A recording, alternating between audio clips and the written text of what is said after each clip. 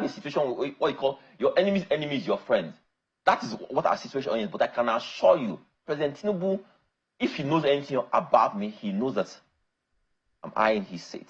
2027 agenda. Kachikwu exposes ADC coalition secret. A good day and welcome to Naija News. The road to 2027 election is just get hotter. As political insider, Dumebi Kachikwu made a bold claims about the newly formed opposition coalition. Kachikwu, who ran under the ADC in the 2023 presidential race and came distant fifth, is now sounding the alarm. He said this so-called opposition coalition built on the ADC platform isn't what it seems. According to him, it's simply a political vehicle for Atiku Abubakar's 2027 presidential ambition. What's simple? What's happening is that some of the state chairmen who were with the past national chairman of the party are being induced, being offered different sums of money for them to relinquish their positions before the convention is due sometime next year, so that they can put in place a new structure across the country. So states and local government structures across the country. Like I said, I warned, the whole ADC structure is being packaged for the former Vice President Atiku Abubakar. And since I started warning people about what's happening, we can see what's happening within the coalition. Someone like Mr. P2B now understands that that whole coalition was packaged for Atiku Abubakar. From our understanding, what we are saying now is that he's looking in other directions, you know. And other people who want to run, who are aspiring to run, now realize that the coalition was indeed no coalition. It was just a vehicle for Atiku Abubakar's ambition. But I still say this: the ADC will never be the vehicle for that ambition. The storm has already been contained. The reality is that there are laws and there are laws. The condition of my party, no matter who you buy out, does not give you room for you to come into the party just like that.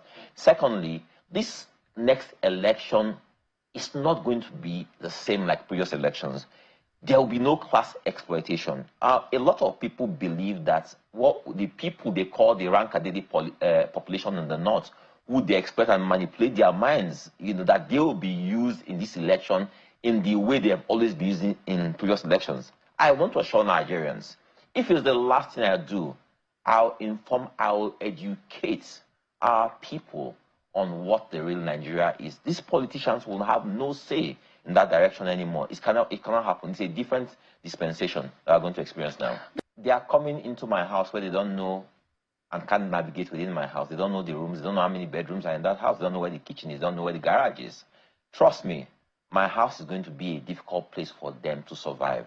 I can assure you, tell you that anybody who tells you anything like that is telling you lies from the pit of hell. There's no such thing.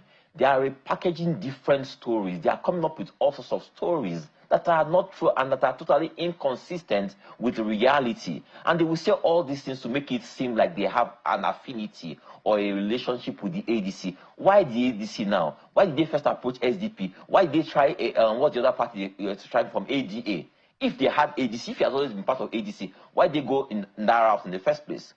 I'm telling you, these guys, if there's a party called Goat Party and it's available, they will jump on that party. But tell you what, you know what? Nigeria is yearning for fresh ideas, fresh ideals, fresh faces. And that's what we're bringing to the table. The last election, like I said, my first time in the political space, out of 19 candidates, I came fifth after the major players who have had for the last 3 decades. President Tinubu, Vice President Atiku, Mr. P2B, and Kwakwan. So I came fifth in that election. We're going to try again. What will happen that ultimately Nigerians will keep on hearing the message of change, of real rescue, of going in a different direction, of a Nigeria that works for everybody. We can't keep on speaking this same song, dancing to the same song that these people have been singing since. We can't dance to their drum beats anymore. Shehu, I will say this, right? The real power we have in Nigeria is the power of the Nigerian people. They're not like the powers that be. The power of the president of Nigeria derives from the constitution. The constitution is the Nigerian people. We keep on forgetting this. But what will happen is this, Shehu.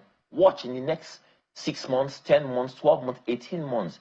You'll see the Nigerian people gradually begin to understand that these politicians, the people we saw in that video last time when they called the coalition, people who have been there for 3 decades, they don't mean them well. They are there for their own to revive their political. As I tell you what, Shehu, and I'm saying this to all Nigerians, in the sea of faces you saw there, you ought to have seen their children and their grandchildren, not 85-year-old men, not 75-year-old men. You ought to have seen their children and their grandchildren if they had any real succession plans in their own homes. If they don't have any plans in their own homes, if they don't have plans in their own homes to have their children succeed them, is it for Nigeria?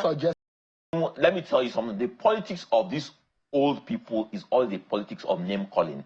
I don't want to do name calling with them. I want to bring them in the realm of ideas and solutions. Name calling won't work in this. That's what they did in the last election, and that is why Nigerians didn't have the opportunity to see debates where people were able to proffer solutions to our myriad problems. They've come with name calling. They will say, oh, APC is paying him, this is paying him. The myriad faces you saw there, the petrol faces you saw there, Shehu.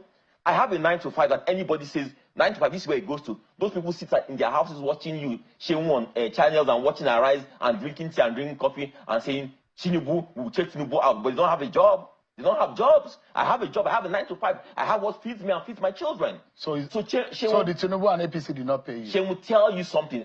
President Tinubu, you have called him, said so many times that he's paying me. Because of this now, President Tinubu has to pay me. You know, we have a situation where what you call your enemy's enemy is your friend. That is what our situation is. But I can assure you, President Tinubu, if he knows anything about me, he knows that I'm eyeing his seats. So, as the alliance shift and ambitions unfold, Nigerians are left wondering, is this coalition truly about change or another rerun of familiar faces fighting for power? Let us know your thoughts in the comment section. Don't forget to like, share and subscribe for more news updates.